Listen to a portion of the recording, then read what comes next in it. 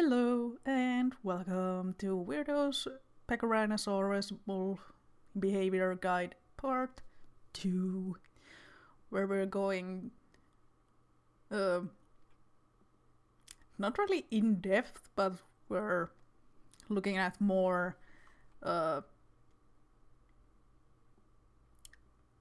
social hierarchy behavior between males in a herd, as we have 1, 2 females. We had more earlier, but life happens. And then we have 1, 2, 3, 4 adult males and 1, I want to say adolescent. It is an adolescent male. Yep. And we'll see how this group dynamic works when it's a lot of males together. So first things first, you want to assess competition and determine which bulls you want to fight, which are the ones that pose the most threat to you and your bull. And here Scott is showing some dominant behavior. They're staring at me.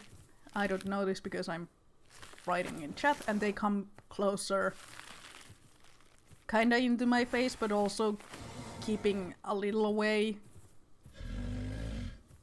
showing that they want to check me out but don't want to challenge me outright from the get-go. And here we actually have Sasuke, who sneaked one of the females earlier when me and Goose had a bullfight, and that is a really good way for males to, get a female without fighting. It works well for submissive males and older males who don't need to establish their dominance as much. If you've already fought some of the males before, you don't really have to fight everyone. You just have to pick your fights, so to say.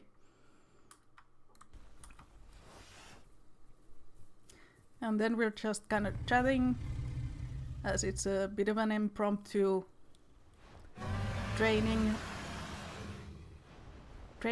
exercise on how to do bullfights, how to start them, how they work. And here Scott is giving me attention. I go into their face and see what is up, my dude, and see how they react. They're not backing down. They're smelling me back. We're sizing each other up, and I move off to see how they react. Blitz tries to cut me off, but cutting someone off like that, just trying to stop in front of you, doesn't really work in an open space like this, because you can just go around them.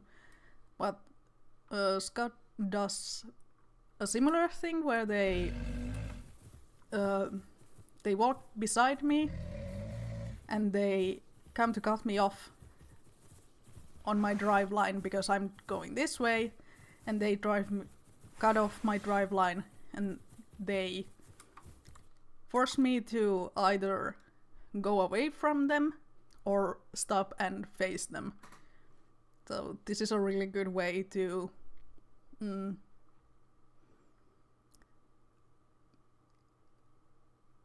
kind of gauge how dominant another bull is. If they're not as dominant, they would move out of the way, and if they are dominant, they would maybe stop to face them, or even try to do the same to the other male, cutting them off and trying to control their feet. And as this is mostly for practice, I just stop and get a read on them, go, hey, what's up? But then I move off, because I want them to keep practicing the soft approach. So we're just chatting. And here Blitz is also showing a bit of aggression, staring fucking parallel to me.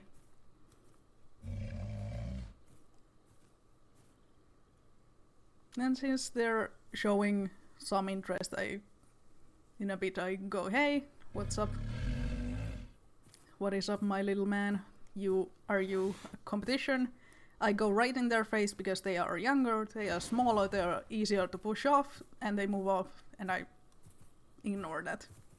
Then I go to check out Kumba, and they move off immediately. Kumba showed really well how a submissive male reacts throughout the whole play session.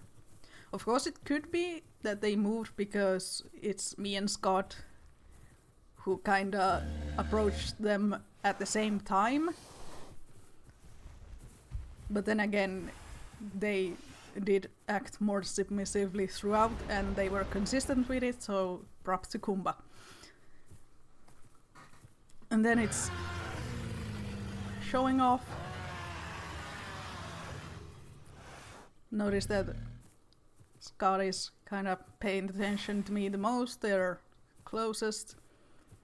And we move to face each other off a little, escalating the aggression, staring and pawing at the ground.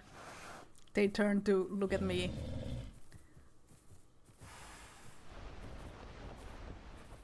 I try to approach him to get a little smell, but they see that coming and they turn to me immediately and we're in each other's faces.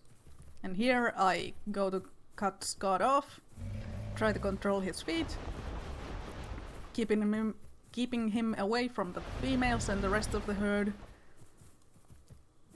Possessive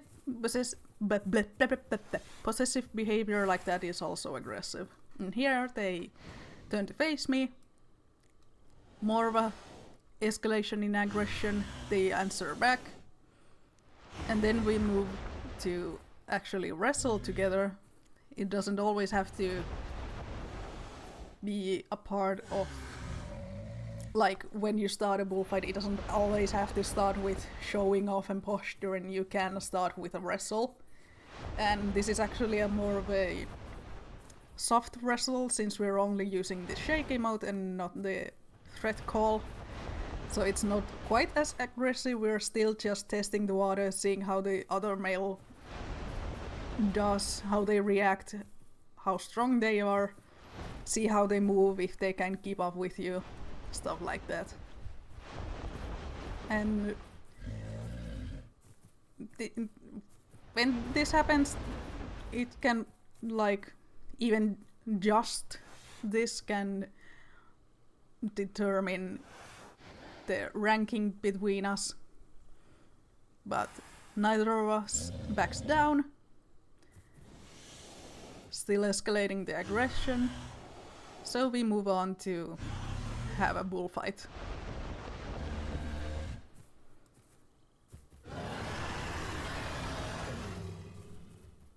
So while the wrestling could be seen as being a bullfight, it's more of a